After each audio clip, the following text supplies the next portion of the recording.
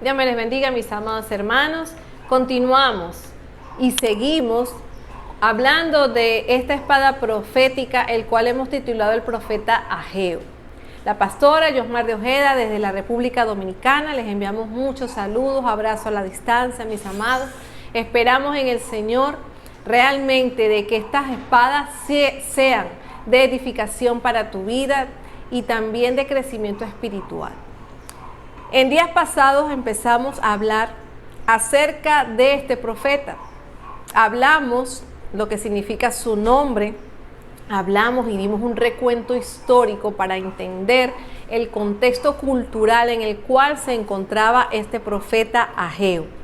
Entonces, estoy hablando un poquito para reforzar lo que ya en la espada profética pasada o en la primera parte de este profeta nosotros comenzamos a hablar.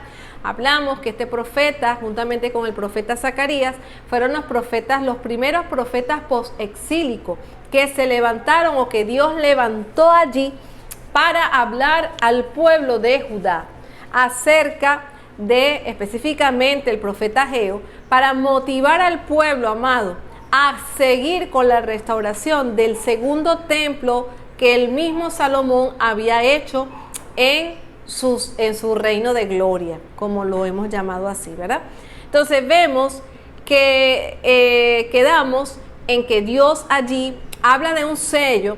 Eso lo vamos a ver en el capítulo 2, versículo 23, dice la palabra del Señor así, dice: en aquel día, dice Jehová de los ejércitos, te tomaré, oh Zorobabel, hijo de Salatiel, siervo mío, dice Jehová, y te pondré como un anillo de sellar, porque yo te escogí, dice Jehová de los ejércitos. Cabe destacar que Zorobabel fue un gobernador que se levantó dentro del pueblo y que tuvo gracia y halló gracia para llevar allí al pueblo de Judá, o la primera deportación que regresa de Babilonia a Judá fue en manos de Zorobabel, que no fue menos de 50,000 personas. Y dentro de este grupo de las 50,000 personas iba el profeta Ageo. Y por ende allí se presenta el conflicto entre los samaritanos y los judíos con respecto a la restauración del templo. Estos aquí estorbaron a los judíos para continuar adelante. Pasó mucho tiempo, de hecho estamos hablando de 17, 18 años aproximadamente. Vemos que a raíz de este conflicto el rey Artajerjes decidió o dio el edicto del cese de esta obra con la que Zorobabel se había llevado al pueblo. Y vemos allí, amado, a todos los líderes, a todo el liderazgo judío desanimado por esta situación, pero es allí en donde Dios levanta a Ageo para motivar al pueblo a seguir adelante con la restauración del templo. Entonces vemos acá el Señor dándole a Zorobabel una promesa, diciéndole de que Él lo iba a poner a Zorobabel como un anillo de sellar. Dice: te pondré como un anillo de sellar, porque fui yo el que te escogí. Es decir, afirmándole a Zorobabel que no tuviese temor y que cobrase ánimo juntamente con el pueblo para que siguiera en esta labor a la cual el mismo Dios era el que lo había levantado. Vemos allí también los temas que da o que nos hace ver el profeta Ageo. Son dos temas, ¿verdad? El primero, las prioridades. Y es muy importante que usted le pida al Espíritu Santo discernimiento para que usted pueda entender lo que yo le voy a explicar a través de este profeta. Y es que miren lo que dice aquí, y lo quiero leer, lo quiero traer, es exactamente como lo dice la Biblia. En el libro de Ageo capítulo 1 versículo 2 dice: así ha hablado Jehová de los ejércitos diciendo, este pueblo dice, no ha llegado aún el tiempo de que la casa de Jehová sea reedificada. Eso decía el pueblo de Judá. Los judíos decían esto, esta gente que ya tenía, le estamos hablando, amados, de 17, 18 años ya que habían salido de Babilonia, a través de los reyes que le dieron la salida, los reyes medopersas que ya habían tomado el control de Babilonia allí, habían derrotado, la gran Babilonia había caído allí. Vemos allí también, amados, que Dios levanta Ageo 18 años después. ¿Qué hace una persona en su tierra natal 17 o 18 años después? Pues simplemente lo que hicieron ellos fue, se desanimaron para restaurar el templo de Dios, pero no les importó eso, sino más bien ellos, ¿qué hicieron? Agarraron y comenzaron a artesonar sus casas, levantaron sus propias casas, las artesonaban, y fíjese que ese fue el enojo de Dios con el pueblo de Judá. Fíjese lo que dice el versículo 4, dice: es para vosotros tiempo, para vosotros de habitar en vuestras casas artesonadas, y esta casa está desierta. Dice: pues así ha dicho Jehová de los ejércitos, meditad bien sobre vuestros caminos. Sembráis mucho y recoged poco, coméis y no saciáis, bebéis y no os quedáis satisfechos, os vestís y no os calentáis, y el que trabaja a jornal recibe su jornal en saco roto. Dice: así ha dicho Jehová de los ejércitos, meditad sobre vuestros caminos. Subid al monte y traed madera y reedificad la casa, y pondré en ella mi voluntad y seré glorificado, así ha dicho Jehová. Dice el 9: buscáis mucho y halláis poco, y encerráis en casa, y yo lo disiparé en un soplo. ¿Por qué? Dice Jehová de los ejércitos: por cuanto mi casa está desierta y cada uno de vosotros corre a su propia casa. Por eso le digo, pídale al Señor discernimiento de esto. Muchas veces en este pasaje que acabamos de leer, vemos a un Dios amado que estaba molesto. ¿Por qué estaba molesto? Porque ellos hicieron de su conflicto, amado, y se encerraron en su conflicto como excusa para dejar de hacer la obra de Dios. Pero, sin embargo, eso no fue excusa para que ellos levantaran y artesonaran sus propias casas. Ellos sí se levantaron sus propias casas, la casa de cada quien, pero realmente la casa de Dios, dice la palabra, que estaba desierta, y Dios eso no lo soportaba. Entonces, por eso, amado, es que Ageo le recalca aquí que la principal prioridad para ellos era el templo y la obra de Dios. No eran sus casas, sino el templo y la obra. Entonces, muchas veces nosotros como cristianos tenemos otras prioridades y no le damos la prioridad realmente al quien se la merece, porque la prioridad nuestra tiene que ser a Dios y a las cosas de Dios. No es posible que mi casa esté bien adornada y que la casa del Señor esté desordenada, vacía, fea. Eso no puede ser. ¿Por qué, amado? Porque nosotros tenemos que aprender a establecer prioridades. Mi prioridad, su prioridad debe ser la casa del Señor. Y la casa del Señor es empezando desde mí, desde usted, desde su persona, desde el interior, desde adentro. Porque la palabra de Dios dice que usted y yo somos templo y morada del Espíritu Santo. Entonces mi casa adentro tiene que estar artesonada porque allí habita el Espíritu Santo. Esa es la primera casa que nosotros tenemos que tener, amado, levantada, reedificada, restaurada, para que la presencia del Señor esté con nosotros. Y luego el templo, en donde nos congregamos todos, donde todos hacemos allí de la adoración, algo colectivo para adorar a Dios, esa casa también tiene que estar artesonada, tiene que estar linda, tiene que estar hermosa, porque allí habita el Señor. La palabra de Dios dice que donde están dos o más reunidos en su nombre, allí está Él. Entonces tú no puedes dejar que la iglesia, tú dices, son cuatro paredes, pero ¿quiénes están en esas cuatro paredes, amado? Están dos o tres, que reunidos en su nombre está Cristo, está el Señor ahí en medio de nosotros.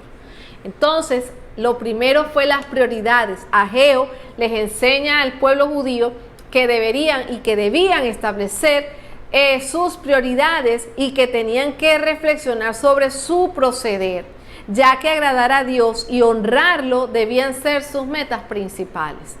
Lo otro, la segunda parte en el tema de lo que es el libro de Ageo, vemos la obediencia. Hay consecuencias por desobedecer a Dios. Y eso lo vemos allí en el versículo 6 del capítulo 1, el capítulo 11, vamos a leer el 11 y dice, vamos a leer el 10 y el 11.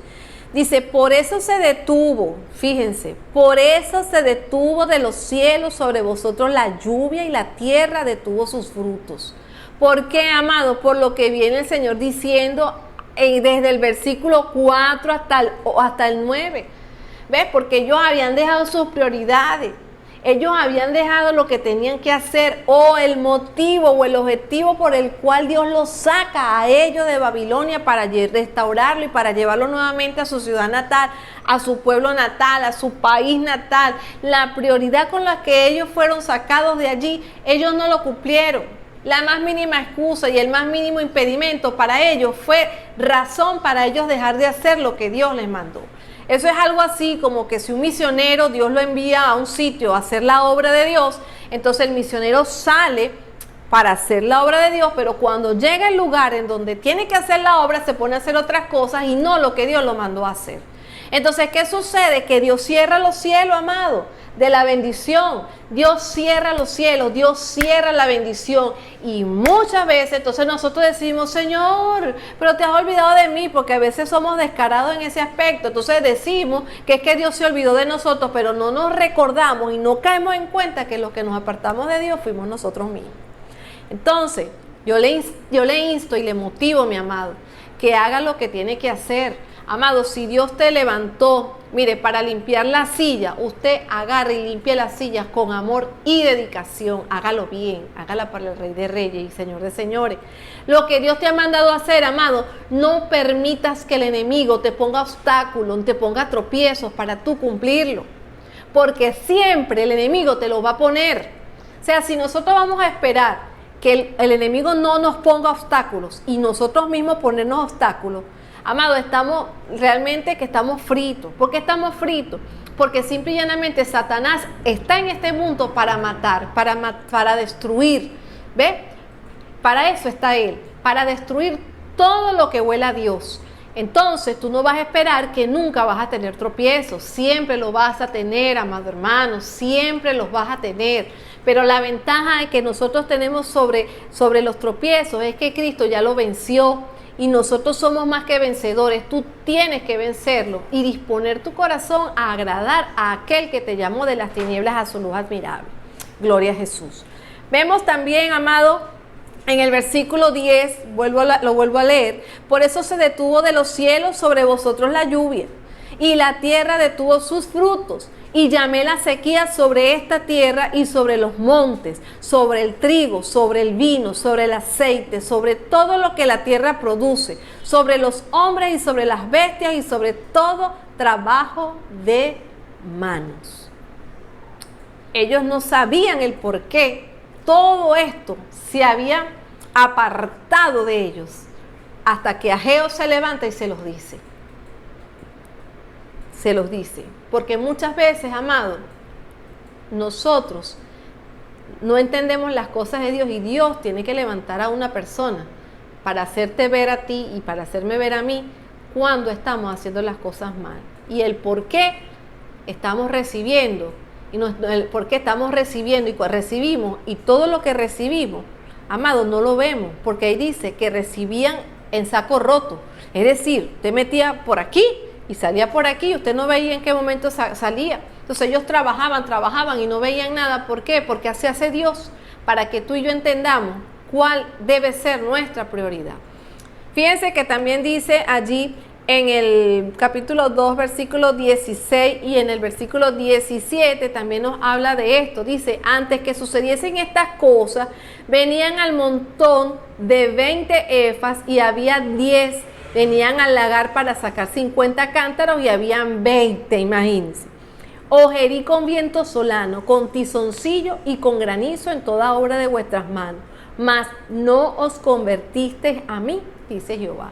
A pesar de que Dios les apretó el fruto, les apretó, porque cabe destacar que la agricultura era muy importante para ellos, porque ellos vivían de la tierra, de lo que producía la tierra, y también comercializaban con eso. Si no había lluvia, pues no había cosecha. ¿Ve? Entonces, hasta el punto de que ellos decían, Señor, por lo menos un rocío, mándanos, aunque sea un rocío ahí, algo, pero para que el fruto, la tierra produzca el fruto. Mas, sin embargo, amado, Dios todo eso lo apartó. Y lo apartó, ¿por qué? Porque el pueblo, amado, le dio la espalda a Dios.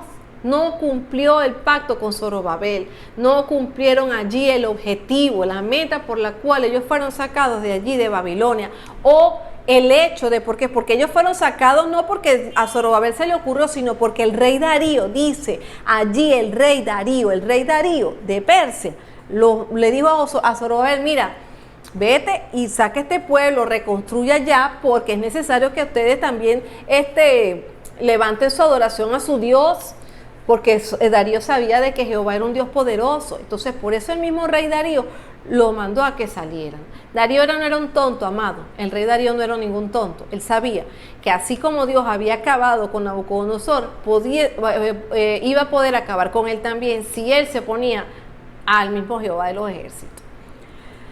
Vemos también allí que cuando el pueblo sigue a Dios, en el versículo 12, ¿verdad? Cuando dice que Dios, y oyó Zorobabel, hijo de Salatiel, y Josué, hijo de Josadac, sumo sacerdote, y todo el resto del pueblo, la voz de Jehová su Dios, y las palabras del profeta Ageo, como le había enviado Jehová su Dios, y temió el pueblo delante de Jehová. Entonces Ageo, enviado de Jehová, habló por el mandato de Jehová al pueblo diciendo, y comienza allí Ageo a dar la profecía y comienza Ageo allá a dar las palabras de motivación para que el pueblo comenzase o retomase la obra de la restauración del templo. Vemos también allí que Dios mismo, ¿verdad?, bondadosamente les da entusiasmo a través de Ageo. Dios mismo entusiasmó al pueblo a través de las palabras de Ageo. Vemos que también les dio la fuerza, les dijo que por los recursos no se preocuparan porque Él mismo los daría. Fíjense también que lo que Él quería era que ellos hicieran la voluntad de Dios, que lo demás Él no se preocuparan. Y muchas veces nosotros somos así, amados, nos preocupamos por todo lo que no tenemos, pero no nos acordamos que tenemos lo más importante y que es la palabra de Dios. La palabra de Dios decretada y dada a la vida del creyente es más importante que lo humano o lo táctil o lo que tú puedas tener en tus manos. Es más importante la palabra de Dios. ¿Sabes por qué? Porque cuando tú crees a la palabra de Dios y la pones por obra, no importando que no tengas nada, amado, Dios suple todas las cosas. Dios te da los recursos para que tú y yo hagamos la obra. Entonces esa es la bendición de nosotros obedecer o de desobedecer la palabra de Dios. Vemos también, amado hermano, que la recompensa de Dios, ¿cuál era? Que Él iba a bendecir con su presencia al pueblo, que iba a venir paz sobre el pueblo y venía prosperidad sobre el pueblo.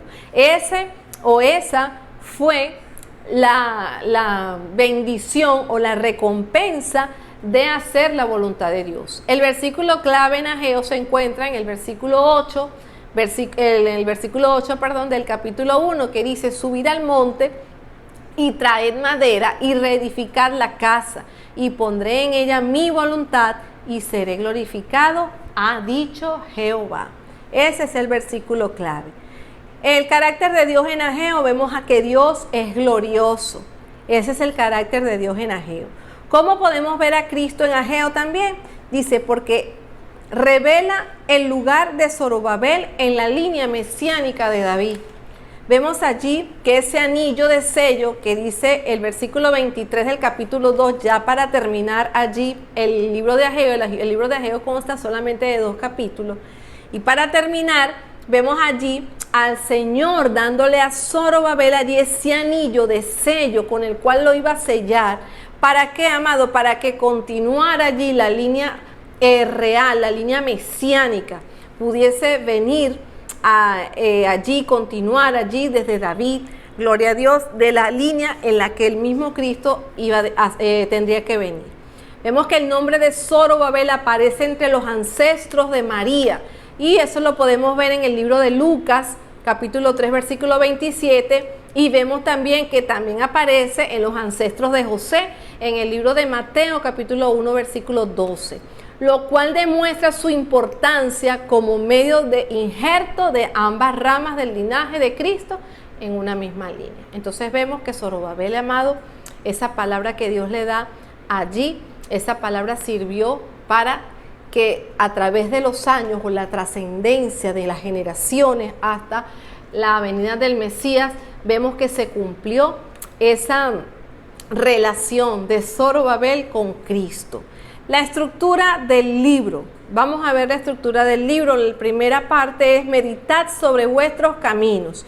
Ageo lleva al pueblo a que mediten, diciéndole cosas que estaban pasando para que él meditara en todo lo que había hecho. Y eso lo vemos en el capítulo 1, versículo 1 hasta el versículo 12 del mismo capítulo 1. Vemos la exhortación a edificar el templo y también cuando Zorobabel oyó y el pueblo oyó a Dios. La segunda parte de la estructura del libro es meditad en vuestro corazón, que va desde el capítulo 2, versículo 1 hasta el versículo 20 del capítulo 2. Vemos allí la gloria del nuevo templo, vemos allí la infidelidad aprendida. El pueblo de Dios aprendió que estaba siendo infiel. Y vemos también la promesa de Jehová a Zorobabel. Entonces vemos que Ageo, amado, es algo muy hermoso porque vemos que Ageo profetizó solo 4 profecías, o sea, solo hubo 4 profecías en un periodo más o menos de 4 meses. La primera profecía vino en el año 2, en el mes sexto, en el día 1. Día 1 del mes sexto del segundo año del reinado de Darío. Fue la primera profecía. La segunda profecía fue en el mismo, todo ocurrió en el mismo año, ¿ok? Todo en el año número 2 de Darío. La otra profecía ocurrió también en el mismo mes 6, pero en el día 24. La tercera profecía ocurre en el mes 7, en el día 21 del mismo segundo año de Darío. Y la última profecía que Ageo la da en el mes 9, el día 24. Para ser exacto. De hecho, la Biblia habla con exactitud. Cada vez que venía palabra de Dios al profeta Ageo, habla con exactitud allí, como se los leí yo en el capítulo 1, que dice: en el año segundo, el rey Darío, en el mes sexto, en el primer día del mes. Entonces, siempre habla de exactitud. Ageo es muy exacto con respecto a la fecha en que fue dada la profecía. Entonces, fíjense que Ageo alentó al pueblo junto con Zacarías. ¿A qué? Número 1, a no solamente reconstruir el templo, sino también a reordenar sus prioridades. Eso lo vemos también en el libro de Esdras, en el capítulo 5, versículos del 1 al 6 y el versículo 22. Y como resultado de esto, mi amado, el templo fue terminado 4 años más tarde. Aproximadamente estamos hablando en el 516 antes de Cristo. Eso lo podemos ver también en el libro de Esdras, capítulo 6, versículo 15.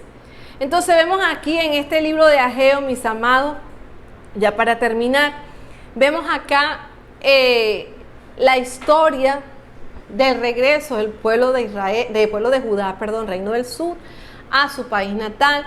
Vemos allí la historia de cómo fue sacado al exilio.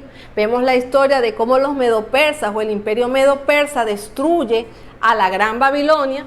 Vemos allí también los reyes Ciro, Artajerjes y toda esta gente que se levantó, que sabían que Jehová era un Dios poderoso. Vemos allí dándole las órdenes a los enemigos de Babilonia para que retornasen a sus pueblos o a sus países natales allí. Y vemos a Ageo juntamente con el profeta Zacarías alentando al pueblo para que siguieran adelante y siguieran haciendo la obra que Dios le había mandado hacer. Entonces, mis amados, yo aspiro y espero que esta vida o esta manera de cómo Ageo enfrentó el contexto cultural y religioso del pueblo judío nos haya servido a nosotros para que podamos ser edificados, porque este es el objetivo y esta es la intención de Dios a través de todos este material, que tu vida y la mía puedan ser edificadas, que entendamos qué hizo Israel y Judá hicieron mal para nosotros no caer en el mismo error. Dios te bendiga y Dios te guarde. La pastora Yosmar de Ojeda desde la República Dominicana.